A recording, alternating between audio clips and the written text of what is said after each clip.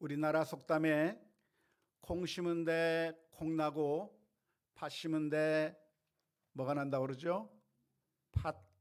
팥이 난다라고 하는 말이 있습니다. 당연한 말입니다. 우리는 우리가 심은 것을 거두는 것이지 심지 않은 것을 거두는 법은 없습니다. 따라서 우리가 가지고 있는 것, 현재 우리가 만나는 상황, 그 모든 것들을 볼 때에 다른 사람 탓할 것이 아무것도 없습니다. 우리는 흔히 잘 되면 내 탓이요, 안 되면 조상 탓을 한다고 하는데요. 남 탓을 할 것이 전혀 아니라고 하는 것을 기억해야 할 것입니다. 만일 우리가 좋은 것을 거두었다고 한다면 그것은 그만큼 내가 좋은 것을 심었기 때문일 것이고, 만일 우리가 좋은 것을 거두지 못하고 나쁜 것을 거두었다고 한다면 그만큼 우리가 좋은 것이 아닌 나쁜 것을 심었기 때문일 것입니다.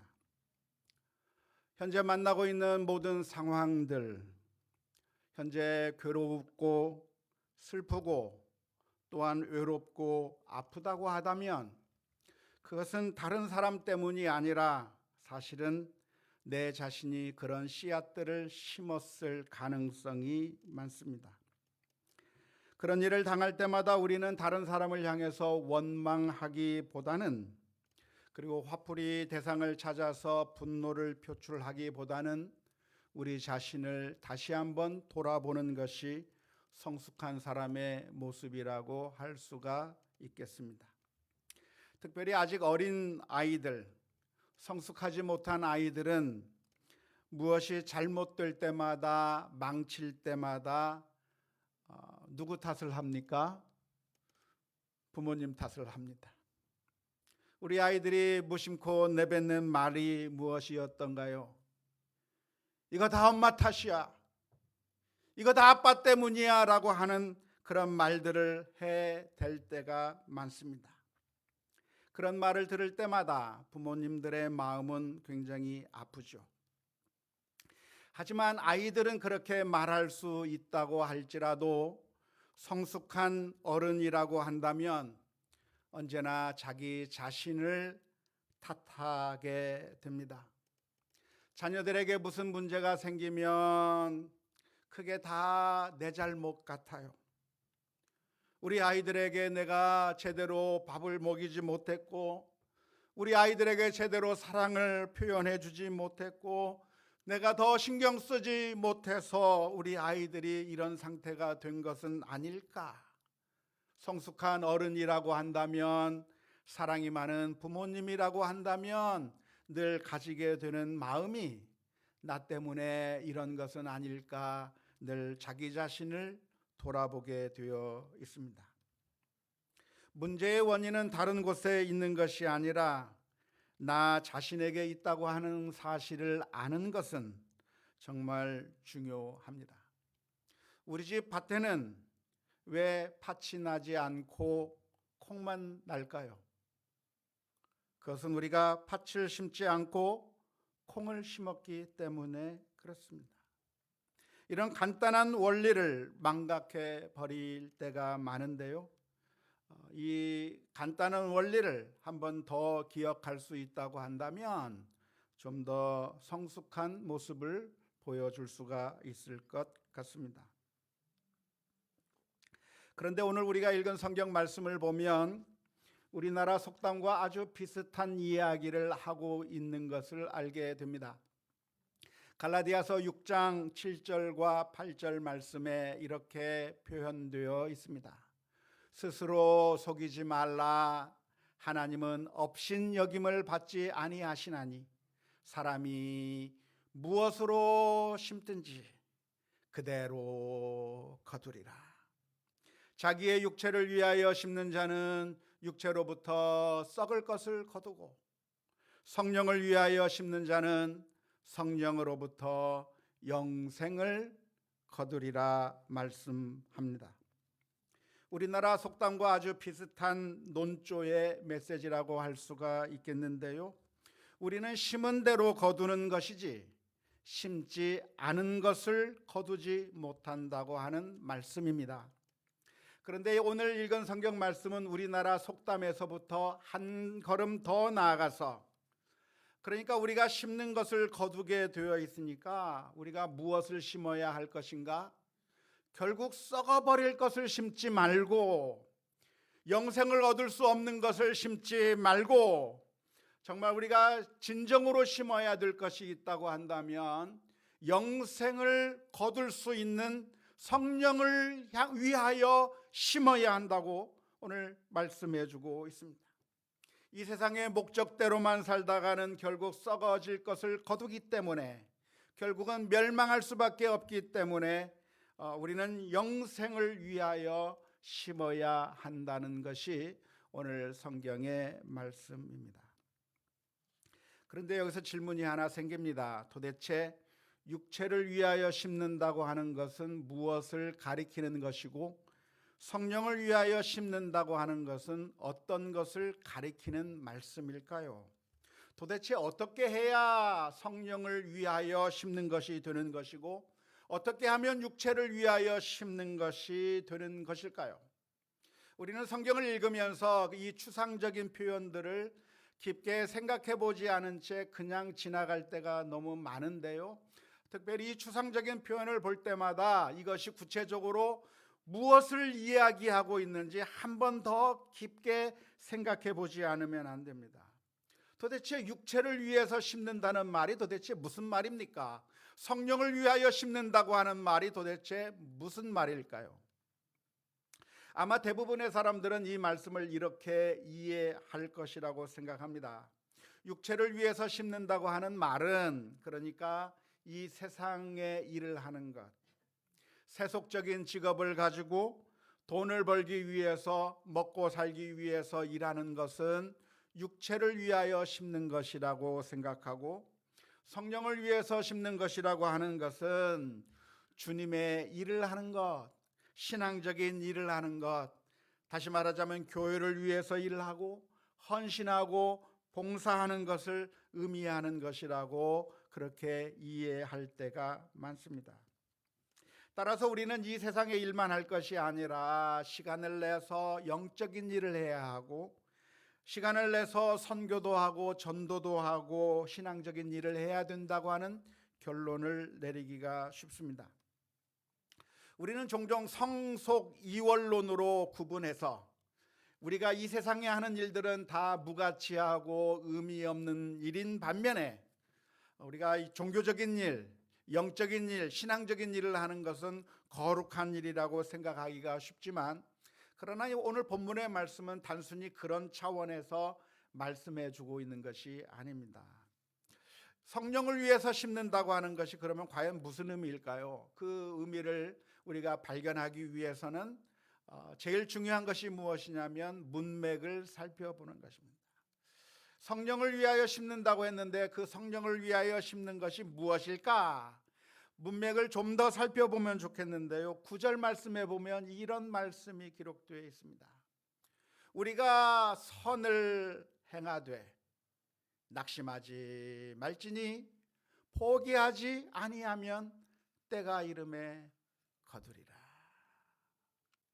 여기서 무슨 힌트를 발견하지 않으셨습니까? 8절 말씀에서 말하기를 너희가 육체를 위해서 심을 것이 아니라 성령을 위해서 심어야 한다고 말씀하시면서 바로 그 다음 9절에서 말하기를 우리가 선을 행하되 낙심하지 말라라고 말씀하고 있는 이 문맥을 보면서, 아하, 성령을 위하여 심는다고 하는 것은 곧 선을 행하는 것이로구나 라고 알 수가 있겠습니다. 성령을 위해서 심는다고 하는 것은 선을 행하는 것, 선한 일을 행하는 것이죠. 그렇다고 한다면 육체를 위하여 심는다고 하는 것은 무엇일까요? 선을 행하는 것이 아닌 모든 것을 가리킬 것입니다. 악을 행하는 것은 물론이고 단순히 먹고 사는 것, 그런 것들이 다 육체를 위해서 심는 것이라고 할 수가 있겠습니다. 조금 전에 제가 이것이 아니라고 말씀드릴 때 무슨 말씀을 드렸냐면 육체를 위해서 심는 것은 우리 나 자신을 위해서 이 세상의 일을 하는 것을 의미하는 것이고, 성령을 위해서 일한다고 심는다고 하는 것은 종교적인 것, 신앙적인 일을 하는 것, 그렇게 볼 게 아니라고 말씀드렸는데요. 그것이 완전히 틀렸다고 하는 이야기가 아니라 좀 더 확대해서 봐야 된다는 말씀입니다. 한번 도표를 한번 보았으면 좋겠는데요. 도표를 보시면 아마 좀 더 이해가 쉬울 겁니다. 육체를 위하여 심는 일이 무엇이냐면 나 자신을 위해서 하는 일만이 육체를 위해서 심는 것이 아니라 사실은 선한 일이 아닌 모든 것들이 다 육체를 위하여 심는 것이죠. 그러면 영을 위하여 심는 일이 무엇이냐? 단순히 종교적인 일, 신앙적인 일, 선교하고 봉사하고 교회를 위해서 일하고 그것만 성령을 위하여 심는 것이 아니라, 그것이 아니라 모든 선한 일, 우리가 긍휼을 가지고 사람들을 대하고 사랑으로 사람들에게 대하고 용서하고 인자하게 대하고 하는 그 모든 선하고 착한 모든 일들이 다 영을 위하여 심는 일이라고 이해하시면 좋겠습니다. 6장 8절에서 성령을 위하여 심는 자는 성령으로부터 영생을 거두리라고 우리 한국말 성경에 번역이 되어 있습니다마는, 사실은 성령이라고 번역하는 것보다는 단순히 영이라고 번역하는 것이 훨씬 더 자연스러울 겁니다.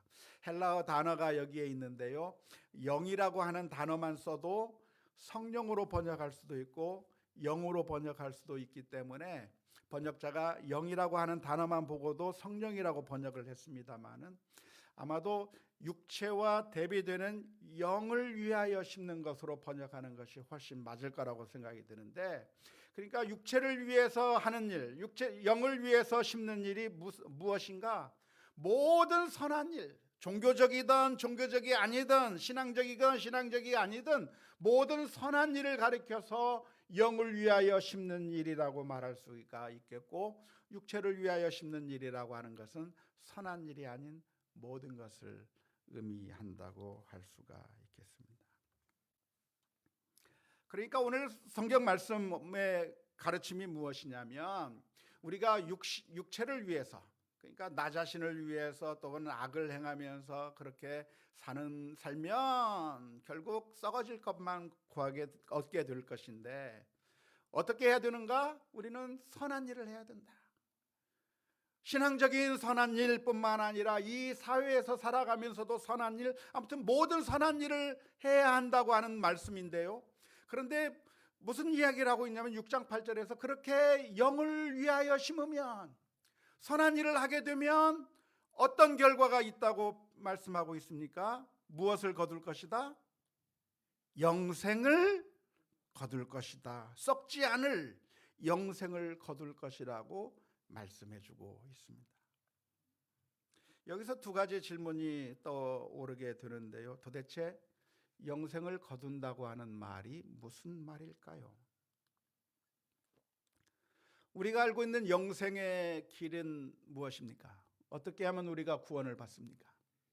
그것은 예수님을 믿음으로 구원을 받습니까? 우리가 착하게 살아서 구원을 받습니까? 예수님을 믿어서 구원을 받는다고 하는 것이 정통 기독교의 교리입니다. 성경 전체를 통해서 우리들에게 들려주시는 하나님의 교훈이 무엇이냐면, 우리가 구원을 얻는 것은 내 공로로, 내 의로, 내 선으로 구원받는 것이 아니라 예수님을 믿음으로 구원을 받는다고 하는 것이 성경 전체의 가르침이라고 알고 있습니다. 그런데 오늘 갈라디아서 6장 8절에서는 다른 이야기를 해주고 있는 것 같습니다. 우리가 어떻게 영생을 거둘 것인가? 우리가 선을 행하면, 영을 위하여 심으면 영생을 거둘 것이라고 말씀해주고 계십니다. 도대체 왜 이렇게 이야기하고 있는 것일까요? 성경의 전체적인 가르침은 예수님을 믿어야 구원을 얻는다고 하는 것이 정통 기독교의 가르침인데, 오늘 본문의 말씀에서는 너희가 예수님을 믿어야 구원을 얻는다고 이야기하는 것이 아니라 너희가 영을 위하여 심어야, 다시 말하자면 선을 행해야 영생을 얻을 것이라고 말씀해 주고 있는데, 도대체 이렇게 말하고 있는 이유가 무엇이겠습니까? 그것은 예수님을 믿는 것이 사실은 주님의 뜻대로 행하는 것이기 때문에 그렇습니다. 주님을 믿는다고 하는 것은 그냥 내가 입으로만 내가 예수님 믿습니다 라고 말하는 것만을 의미하지 않기 때문에 그렇습니다. 종종 우리 한국교회 성도들은 구원파의 오류에 빠지는 경우가 굉장히 많습니다. 구원파라고 들어보셨을 거라고 생각이 드는데요, 시내버스에다가 광고를 하면서 대형 집회를 하면서 수많은 크리스찬들을 미혹하고 있는 이단 집단이 구원파라고 하는 이단 집단입니다. 죄사함 거듭남의 비밀이라고 하는 그런 것을 붙여놓기도 하고요, 그러면서 수많은 크리스찬들을 유혹하고 있는 그런 구원파가 가지고 있는 잘못이 무엇입니까? 그런데 사실 그 구원파만 잘못된 것이 아니라 우리 기독교를 신앙을 정통 기독교 신앙 가운데 있는 사람들 중에도 구원파처럼 생각하시는 분들이 많이 있어요. 근데 구원파에 있어서 구원이라고 하는 것은 무엇이냐면 천국 입장권을 얻는 것입니다. 지금 이게 천국 입장권이라고 합시다. 그런데 우리가 이 천국 입장권을 어떻게 얻는가? 구원파에 의하면 어떻게 말하냐면, 당신이 예수님을 믿으면, 예수님을 믿는다고 하면 그러면 천국 입장권을 얻을 것이라고 이야기합니다.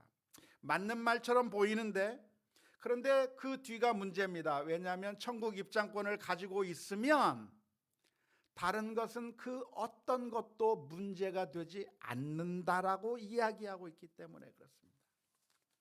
예수님을 믿어서 천국 입장권을 내가 획득하기만 하면 죽을 때까지 내가 아무렇게나 살아도 아무 문제가 없는 겁니다. 거짓말을 하고 도둑질을 하고 살인을 하고 음란하게 살고 온갖 나쁜 짓을 하며 살아도 마지막에 천국 입장권, 천국 문 앞에 가서 너 예수님 믿느냐? 예수님 믿습니다라고 하는 그 입장권만 보여주면 이 사람이 무슨 잘못을 해도 예수님의 이름으로 구원을 얻을 수 있다고 하는 것이 구원파의 오류입니다. 천국에서 무엇을 묻는가? 당신이 얼마나 착하게 살았는가? 당신이 얼마나 의롭게 살았는가를 묻는 것이 아니라 예수님 믿느냐만을 묻는 것이고, 그런데 그 천국 문 앞에서 나 예수님 믿습니다 라고 하는 천국 입장권만 보여주면 무슨 악한 일을 하면서 살았어도 엄청난 죄인이라고 할지라도 구원을 받을 수 있다고 하는 것이 구원파의 오류이고, 그러한 구원파의 오류를 우리 성도들이 많이 그런 식으로 생각을 하고 있습니다. 근데 그것은 아주 성경을 크게 오해한 겁니다. 왜냐하면 예수님을 믿는다고 하는 것은 입으로만 내가 예수님을 믿는다고 말하는 것을 의미하는 것이 아니라, 예수님을 믿는 것이 무엇이죠? 지난주에 우리가 배웠는데 예수님을 영접하는 것입니다. 우리들의 마음의 왕좌 가운데 예수님을 나의 주로 모셔드리는 것이 예수님을 믿는 것입니다. 따라서 예수님께서 우리들의 마음의 왕좌에 들어오신다고 한다면 우리는 이제부터는 예수님께서 명령하시는 대로 살아야 합니다. 따라서 입으로는 예수님을 믿는다고 고백을 하는데, 그런데 예수님의 뜻과는 정반대로 살아가고 있다고 한다면 그 사람은 예수님을 믿는 사람이 아니에요. 예수님을 마음의 왕좌에 모신 사람이 아니에요. 예수님을 믿는다고 하는 것은 예수님을 영접한 사람이고, 예수님을 영접한 사람은 예수님을 마음속에 예수님을 왕으로 모시는 사람이 예수님을 믿는 사람인 것인데, 그런데 내 행동이 예수님과는 전혀 딴판으로 살아가고 있다고 한다면 그 사람은 정말로 예수님을 믿은 사람이라고 말할 수가 없다는 겁니다. 우리가 예수님을 믿는다고 하는 것은 예수님과의 결혼의 관계로 들어가는 것과 같아요. 결혼의 관계라고 하는 것이 무엇입니까? 두 사람이 결혼식을 하고 혼인증명서, 그래서 혼인관계 증명서만 발급받을 수 있으면 결혼관계에 들어갔다고 말할 수가 있나요? 아니요. 결혼했으면 어떻게 해야 돼요? 같이 살아야 돼요. 다른 사람은 쳐다보지 않아야 돼요. 두 사람이 함께 사랑하며 살아가야 그게 결혼관계인 것이지. 결혼식은 했어요. 혼인관계의 증명서는 만들 수가 있어요. 그런데 따로 살아. 딴 여자랑 살고 딴 남자랑 살고, 그러면 그게 결혼한 거예요? 결혼한 게 아니죠. 우리가 예수님을 믿는다고 하는 것은 주님과 결혼하는 것입니다. 우리가 예수님을 믿는다고 하는 것은 예수님을 우리들의 왕으로 모시는 겁니다. 따라서 우리가 예수님을 왕으로 모신다고 한다면 주님과 함께 살아가는 것이고 주님의 뜻에 순종하며 살아가는 것이죠. 우리가 예수님 안에 있고 예수님이 우리 안에 있어서 우리가 주님과 함께 살아가는 것이, 그것이 바로 믿음을 가지고 살아가는 삶이라고 할 수가 있을 것입니다. 우리가 예수님을 믿는다고 입으로 말하는 것이 그 사람의 믿음의 진정성을 보여주는 것이 아니라 그 사람이 어떻게 살고 있느냐가 그 사람의 믿음이 진짜인가 가짜인가를 보여주는 것입니다. 그래서 야고보서 2장 14절에서 무슨 말씀을 하냐면, 내 형제들아, 만일 사람이 믿음이 있노라 하고 행함이 없으면 무슨 유익이 있으리요? 그 믿음이 능히 자기를 구원하겠느냐라고 물었습니다. 믿음이 있다고 말을 하는데, 그런데 주님께서 원하시는 대로 삶을 살지 않고 그 행함이 없는 사람, 주님께서 원하시는 대로 삶을 살지 않는 사람은 구원을 받을 수 있다는 얘기입니까? 없다는 얘기입니까? 없다는 얘기예요. 그 행함이 없는 믿음이 구원을 할 수 있겠느냐? 없다는 얘기예요. 왜 구원을 하지 못합니까? 왜냐하면 그 믿음이 가짜 믿음이기 때문에, 그 믿음이 죽은 믿음이기 때문에 그렇습니다. 야고보서 2장 26절의 말씀에 영혼 없는 몸이 죽은 것 같이 행함이 없는 믿음은 죽은 것이니라 말씀해 주셨습니다.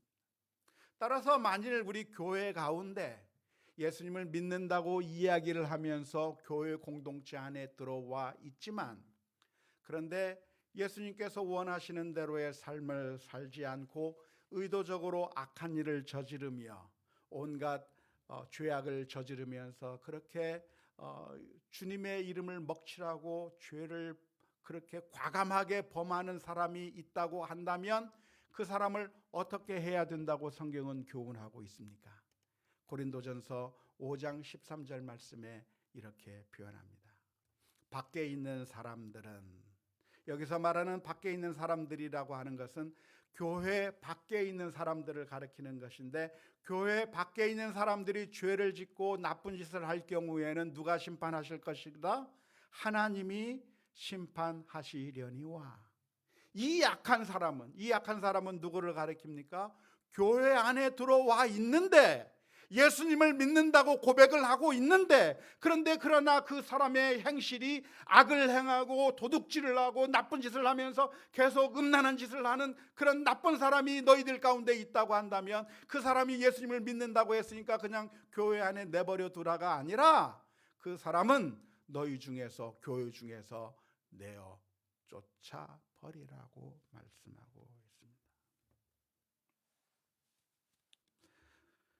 오해하지 마십시오. 그러니까 우리가 구원을 얻기 위해서는 우리가 죄가 하나도 없이 완벽하고 거룩하게 살아야만, 그래야만 구원을 받을 수 있다고 말씀드리는 것이 아닙니다. 우리는 늘 넘어질 수밖에 없는 존재이고 늘 실수할 수밖에 없는 존재입니다. 예배를 드리면서 하나님의 말씀을 들을 때에는 이제는 겸손하게 살아야 되겠다. 이제는 용서하며 살아야 되겠다. 이제는 사랑하며 살아야 되겠다. 마음속에 결심을 하지만 그러나 교회 문을 나서면서부터 깨져버리는 게 우리들의 모습이죠. 금세 분노하고 용서하지 못하고 금세 무너질 수밖에 없는 것이 우리들의 모습입니다. 그렇기 때문에 예수님께서 이 세상에 오신 것이고 우리를 위해서 우리의 죄값을 치러 주셔야만 우리가 구원을 얻을 수 있는 것이죠. 하지만 예수님을 영접한 사람은 어떤 사람인가? 완벽할 수는 없지만 적어도 내가 죄를 지었다고 한다면 그것이 너무나도 마음 아픈 거예요. 죄를 짓는 것이 너무나도 슬프고 자신이 그렇게 살지 못하는 것에 대해서 애통해하면서 주님의 뜻대로 살고 싶은 거룩한 욕망을 가지고 있는 자가 바로 그 사람이 예수님을 믿는 사람이지, 그게 아니라 전혀 마음의 양심의 가책도 느끼지 않으면서 악을 계속해서 살아가는 사람은, 그런 사람은 예수님을 믿는 사람이라고 할 수가 없을 것입니다. 오늘 갈라디아서 6장 8절 말씀에서 말씀하시기를 너희가 육체를 위해서 심을 것이 아니라 영을 위하여 심어야 하는 것이고 영을 위하여 심는 자가 구원을 거둘 것이라고 하는, 영생을 거둘 것이라고 하는 말씀은 바로 그런 의미의 말씀입니다. 우리가 하나님의 자녀가 되어서 예수님을 마음속에 영접한 사람이 되어서 이제는 영생을 얻을 수 있는 구원에 합당한 삶을 계속해서 살아가야 한다는 의미의 말씀입니다. 오늘 말씀을 보게 될 때 두 번째 질문이 하나 더 생기는데요. 그것은 오늘 말씀에 우리가 영생을 위하여 심으면 영을 위하여 심으면 영생을 거둘 것이라고 말씀하시고 사람이 무엇으로 심든지 그대로 거둘 것이라고 주님께서 말씀해 주셨는데, 그런데 우리가 실제로 거두는 것이 별로 없다고 느껴질 때가 많기 때문에 그렇습니다. 선을 행하면 거둘 것이라고 하고 있는데 거두고 있습니까? 거두는 것이 느껴집니까? 거두고 있는 그런 보람을 느끼고 계십니까? 안타깝게도 많은 성도님들이 실제로 우리가 많은 노력을 하고 있음에도 불구하고 아무런 열매도 거두지 못한 채 빈털터리와 같은 그런 느낌을 받을 때가 많습니다. 특별히 오늘은 2021년의 마지막 주간이 됐습니다.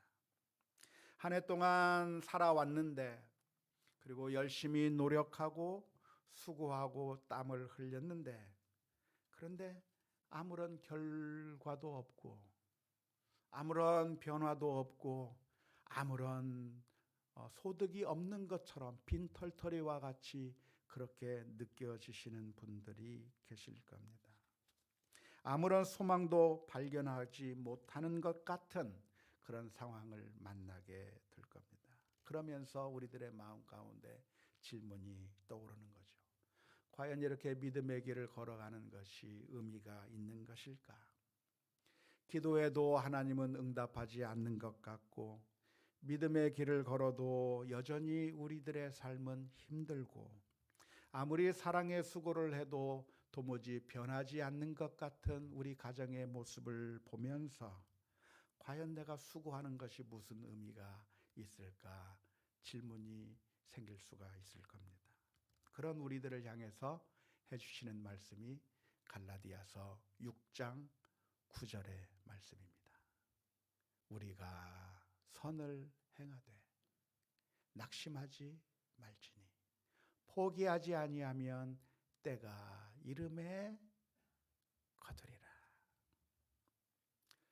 이번 한 주간 살아가는 동안에 이 말씀을 깊이 묵상하면서 지낼 수 있기를 바랍니다. 우리는 참 마음이 조급해요. 그래서 한 번, 두 번 기도해보고 응답이 없는 것 같으면 하나님 정말 살아계신 건 맞습니까? 하나님 내 기도를 들어준다고 한다는 건 맞습니까? 우리들의 마음 가운데 낭망이 생길 때가 있어요.